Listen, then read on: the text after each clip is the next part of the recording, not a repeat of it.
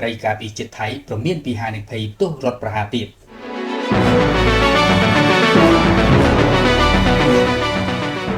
ថ្លែងក្នុងពិធីរំលឹកខួបទី10នៃរដ្ឋប្រហារឆ្នាំ2014នៅទីក្រុងបាងកកកាលពីថ្ងៃប្រហ័សទី22ខែឧសភាឆ្នាំ2025រដ្ឋមន្ត្រីការពារជាតិថៃភូមិធម្មវិចាយឆៃព្រមានថាប្រទេសនេះនៅតែមានហានិភ័យនៃរដ្ឋប្រហារជាបន្តបន្ទាប់នាពេលអនាគតឆ្លើយសំណួរអ្នកសារព័ត៌មានថា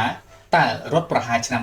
2014នឹងក្លាយជារដ្ឋប្រហារចុងក្រោយនៅប្រទេសថៃមែនឬទេលោកវិចាយឆៃឆ្លើយតបថាត្បិតយើងមើលមិនឃើញអនាគតប៉ុន្តែគ្មាននរណាអាចធានាបានឡើយអ្វីដែលសំខាន់គឺភាគីទាំងអស់ត្រូវរៀនសូត្រពីប្រវត្តិសាស្ត្រដើម្បីពង្រឹងស្ថាប័នប្រជាធិបតេយ្យគ្រប់ភាគីត្រូវមានការអត់ធ្មត់និងប្រកាន់ខ្ជាប់នូវដំណើរប្រជាធិបតេយ្យជានិច្ចយ៉ាងណាលោកគូបញ្ជាក់ថាសង្គមថៃកំពុងឈានឆ្ពោះទៅរកលទ្ធិប្រជាធិបតេយ្យជាបណ្ដើរហើយដោយសារតែពលរដ្ឋឲ្យតម្លៃលើសិទ្ធិនិងសេរីភាពរបស់ពួកគេកាន់តែច្រើនដែលនេះគឺជាកត្តាជួយបង្ការមិនឲ្យមានរដ្ឋប្រហារយោធាកើតឡើងការប្រុងប្រយ័ត្ននិងការយល់ដឹងជាប់លាប់នៅគ្រប់វិស័យគឺជារឿងចាំបាច់ដើម្បីដោះស្រាយបញ្ហាដោយសន្តិវិធីនិងនិរន្តរភាពរដ្ឋប្រហារមិនមែនជាដំណោះស្រាយសម្រាប់បញ្ហាសង្គមឡើយហើយមិនស្របតាមការអភិវឌ្ឍលទ្ធិប្រជាធិបតេយ្យនោះទេ